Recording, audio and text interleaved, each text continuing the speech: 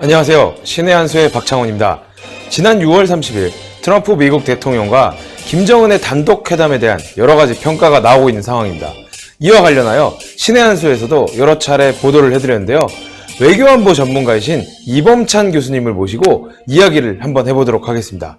네, 안녕하세요. 안녕하세요. 네, 교수님. 트럼프 대통령과 김정은이 만나는 걸 생중계로도 보시고 그러셨겠는데, 요거를 한번 말씀하시기 전에 먼저 시청자 여러분들께 한번 자기소개 먼저 부탁드리겠습니다. 안녕하십니까. 애국 시민 여러분, 애국 국민 여러분.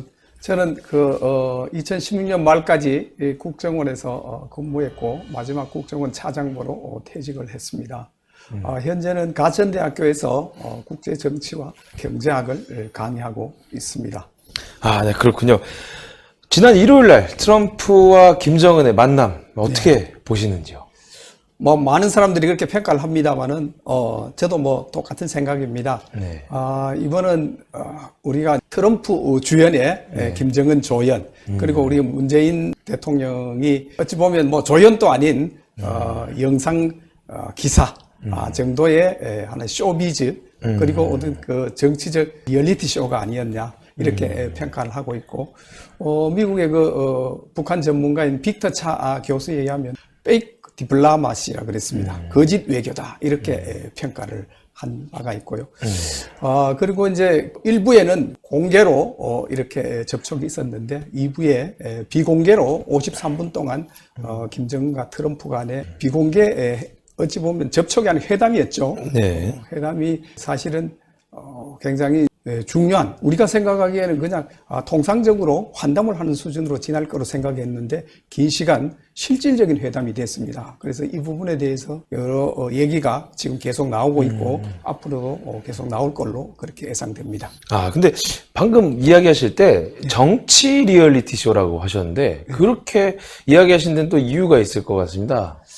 예, 특히 이제 트럼프가 내년 11월 대선을 앞두고 있지 않습니까? 네. 그리고 이제 잘 알겠습니다만 지난 오사카 G20 정상회의 와 있을 때 네. 그때 플로리다에서는 민주당에서 대선 후보로 나와 있는 사람들 20여 명이 후보 TV 토론을 했습니다. 네. 그럴 때 미국의 국민들이 한 1,800만 이상이 그걸 봤다고 하지 않습니까? 네. 그래서 아마 트럼프는 그것에 굉장히 이거를 내가 어떻게 이를 넘을 정도의 시청자를 끌을 수 있는 그런 걸 좀 이벤트를 하나 만들어야 되겠다 이런 생각을 강하게 했을 것 같고요. 그래서 그것에 의해서 이제 사실은 판문점에서 정치적 이벤트가 벌어졌다. 그렇게 보는 것이고요. 이 이벤트를 통해 가지고 사실은 트럼프도 많은 것을 얻었지만 김정은도 많은 것을 얻었습니다. 김정은도 트럼프와의 만남을 통해 가지고 자기가 대내적으로 우상할 수 있는 좋은 영상 자료를 얻었고요. 또 트럼프를 통해 가지고 53분 동안 자기 페이스의 트럼프와의 단독 정상회담을 얻어냈습니다. 그런 측면에서 보면 트럼프와 김정은은 커다란 상호 이익을 얻었다 이렇게 볼 수 있고요.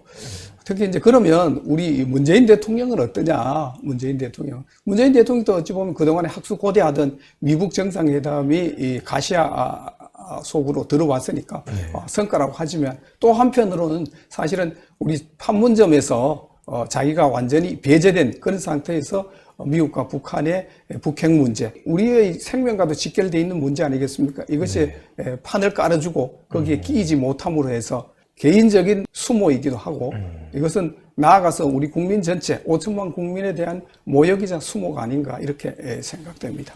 네. 근데 저도 이제 제가 아는 정보 채널을 통해서 비공개 53분 동안 회담에서 비핵화라든지 미사일 개발에 대한 이야기가 아예 없었다라고 들었는데 그거에 대해서는 어떻게 보시는지요? 우리가 상식적으로 생각해 보면 네. 53분이라는 시간은 짧지 않습니다. 네. 정상회담이 우리 아마 문재인 대통령이 트럼프 대통령 만나가지고 2분이다, 4분이다 이랬지 않습니까? 네. 그런데 53분이라는 기간은 정말 길고도 긴 시간입니다. 네. 통역을 빼고도 한 26분 정도 한 거거든요. 굉장히 긴 시간인데 이 긴 시간에 그러면 환담만 했겠느냐? 그렇지 않을 겁니다. 제 생각에는 큰 틀에서 미국 협상에 대한 그런 원칙과 방향을 논의했을 거로 보입니다. 특히 걱정되는 거는 김정은 페이스로 진행되지 않았을까 이런 걱정이 많습니다. 트럼프가 포괄적 합의에 이르는 것이 목표다. 그리고 제재가 언젠가는 없어지길 바라지만 지금은 유지할 것이다. 그리고 실무 협상 과정에서 어떻게 되는지 두고 보자. 이렇게 얘기를 했고요. 조선중앙통신이 7월 1일 날 보도에 의하면 우리의 우려사항과 관심사항에 대해서 트럼프 대통령과 김정은이 여러 설명하고 서로 전적으로 공감했다. 이런 보도를 한 적이 있거든요. 이런 거를 보면 기본적으로 협상 원칙이라든지 방향 그리고 그 제재 해제 문제에 대해서도 양자가 협의했을 걸로 저는 봅니다. 그래서 우리가 하노이 회담에서 실제로 하노이 회담이 결렬된 거는 트럼프가 세 차례 김정은이를 만났는데 김정은이가 로드맵은 얘기하지 않고 그 영변 핵시설을 폐기할 테니까 그에 상응해서 대북 제재를 전면 해제해다오. 그것이 안 되면 유엔에서 대북 제재 한 5개라도 풀어달라 이렇게 얘기를 했거든요. 사실은 로드맵을 가져갔으면 로드맵을 보여줬으면 아마 그 협상이 결렬 안 되고 타결됐을 가능성도 있다라는 거 얘기할 수 있는 거 아니겠습니까? 그렇죠. 예. 그래서 이번에 트럼프와 김정은이가 만나서 하노이 회담의 연장선상에서 아마 김정은이가 내가 로드맵을 제시하겠다. 그리고 영변 핵시설부터 폐기하는 걸로 시작해볼게.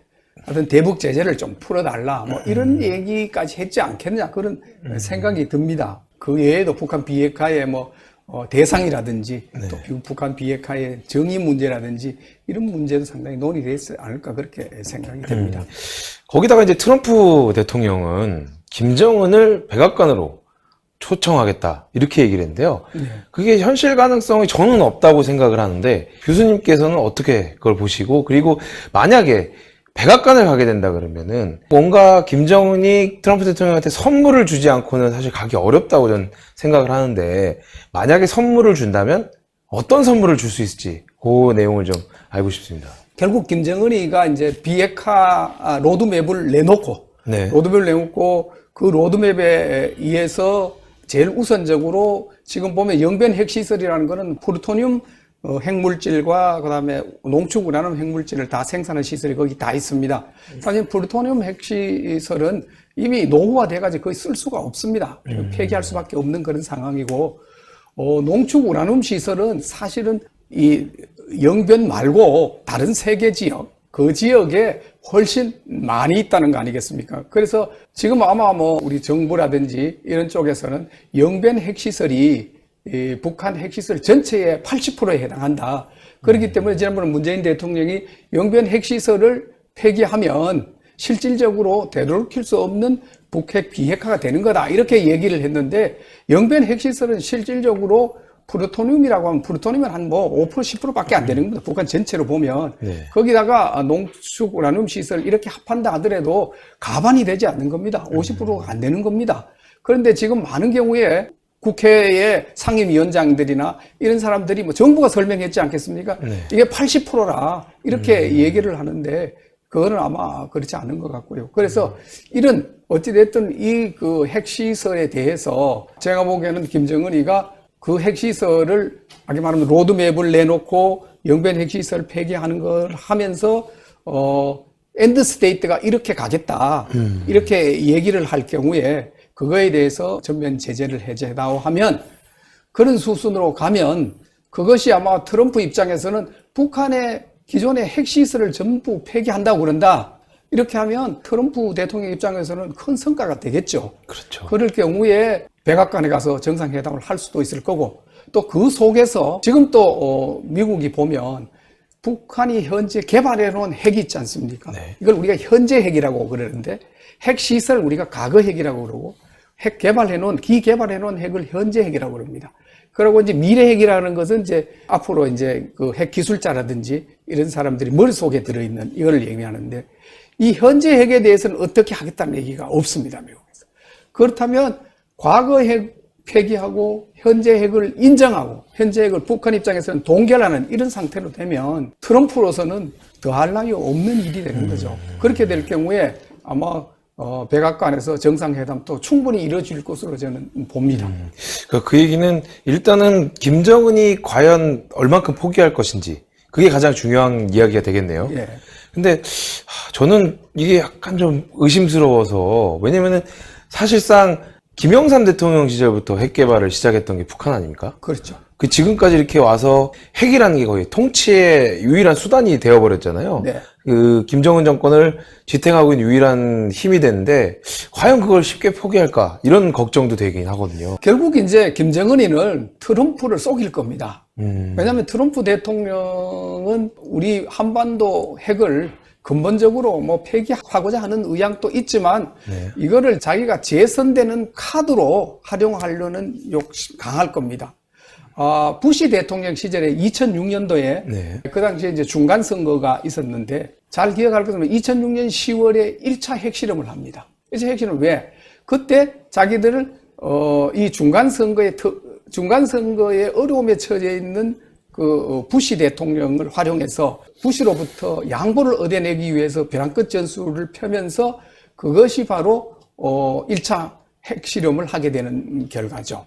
그와 마찬가지로 김정은의 입장으로서 보면 정치적인 큰 장이 선 겁니다. 2020년 대선이라는 큰 판에 협상장이 섰는데 네. 여기에서 트럼프를 활용해서 실질적으로 핵 보유국으로 발돋움하려고 하는 그런 양보를 얻어내려고 할 겁니다. 지난 30년 북한 그 핵 문제와 관련해서 북한은 항상 그 미국의 정권 교체기를 활용해 가지고 애매모호하게 합의를 하고 그 합의에 대한 해석으로 여러 가지 논란을 일으키고 네. 결국 그거를 그냥 합의를 깨는 그런 형태로 진행되어 왔거든요.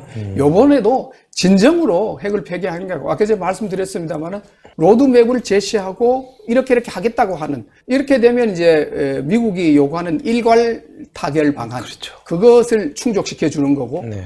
그다음에 이제 그리고 실질적으로 이제 로드맵이 정해진다 하더라도 핵 폐기하는 거는 단계적으로 갈 수밖에 없습니다. 그렇기 때문에 일괄 폐기, 단계적 핵 폐기, 일괄 합의, 단계적 핵 네. 폐기, 그리고 이제 제재 해제하는 문제는 이제 북한은 여하튼 전면 제재를 해제해달라 그러지 않습니까? 그렇죠. 그걸 또 하나 이제 꼼수라고 할 수는 있겠지만 우리 정부나 또 미국도 마찬가지겠지만 이걸 단계적으로 해제하는데 북한에 지금 가장 아파하는 제재 같은 거 있지 않습니까? 유엔 안보리 제재 2375호 같은 이런 거. 그러니까 그런 제재를 풀어 주는 방향으로 이렇게 가면 단계적으로 실제로 제재를 풀지만 실질적으로는 전면 해제 효과를 나타낼 수 있는 그런 게 될 거거든요. 그러면서 이제 일괄 타결하는데 핵 로드맵이 나오고, 그런데 개발해 놓은 현재 핵에 대해서는 동결하는 선에서 그치면, 미국에서 이미 이제 뉴욕타임스에서 나오고 있습니다만 미국 정부 내에서 지금 핵 동결로 협상을 마무리하려고 하는 그런 소문이 있다라고 지금 6월 30일 NIT가 보도를 했습니다. 그렇죠? 그래서 제가 보기에는 결국 트럼프를 속여서 핵 보유국으로 가려고 할 겁니다. 그래서 김정은은 절대 핵을 포기하진 않을 겁니다. 그러나 트럼프는 정치적 목적에 위해서 충분히 또 한 번에 쇼를 할 가능성은 다분히 있다, 이렇게 말씀드릴 수 있겠습니다.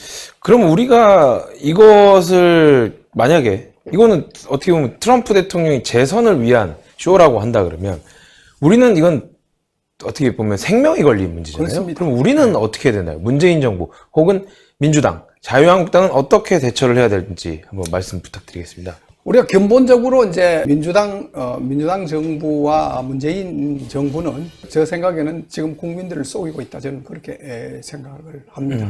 본질적으로는 자기들도 북한의 핵 완전 폐기를 원하는지 모르겠지만, 아까 제가 말씀드린 대로 과거 핵을 폐기하고 현재 핵, 기개발된 핵을 보유한 상태로서 종결 지어지고, 문재인 대통령이 세계 여러 곳에 다니면서 대북 제재는 해제되어야 된다고 계속 그랬지 않습니까?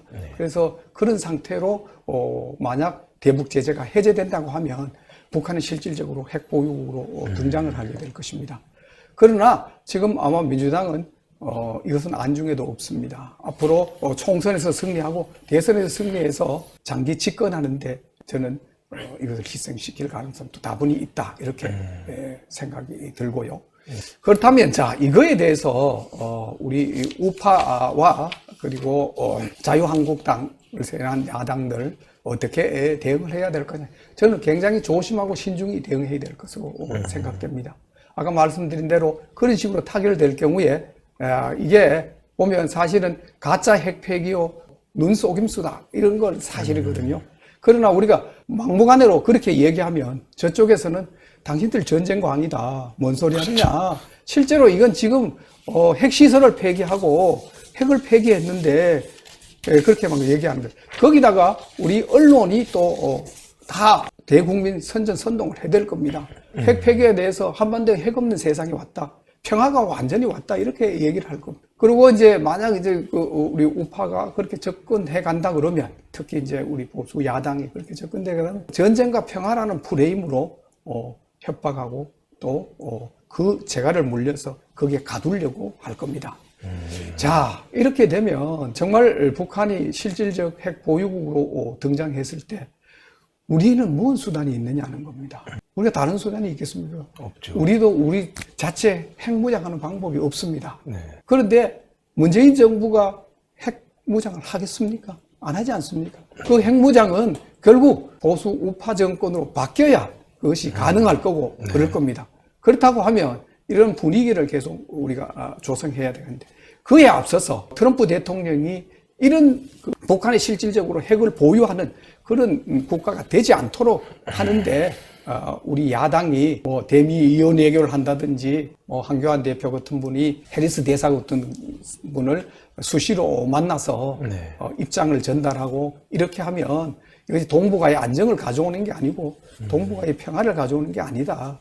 이건 오히려 더 큰 화를 불러올 수 있으니 이 부분에 대해서 해야 우리는 그렇게 하는 방법밖에 없습니다. 네. 그리고 이제 아까 말씀드린 대로 야당 입장에서는 5천만 국민의 생명이 달려 있고 만약 북한이 그 실질적 핵 보유국으로 등장한다면 우리는 북한의 핵 인질, 핵 볼모가 될 수밖에 없습니다. 그렇죠? 그래서 이런 상황에서 어떻게 우리가 살아갈 수 있겠습니까? 그래서 저는 감히 말씀드립니다. 하여튼 야당이 만약 총선에서 그런 상황이 전개된다고 하면 기꺼이 자체 핵무장을 선거 공약으로 걸고 국민들의 심판을 받아야 봐야 된다. 저는 그렇게 말씀드리고 싶습니다. 네, 오늘 말씀 감사했습니다. 네, 감사합니다. 네. 평화를 바라는 마음은 누구나 똑같다고 봅니다. 하지만 진정한 의미의 평화는 치밀한 계획과 계획을 실천한 의지에서 나오는 건 아닌가 다시 한번 생각해 볼 필요가 있을 것 같습니다. 보여주기식 쇼가 아니라 서로 적극적으로 다가가는 비핵화 협상이 되기를 바랍니다. 동그랗게 올라가는 구독 버튼 눌러주시고요. 추천 버튼 그리고 댓글로 많은 의견 부탁드리겠습니다. 시청자 여러분 시청해주셔서 감사합니다. 네, 고생하셨습니다. 네, 수고하셨습니다. 네.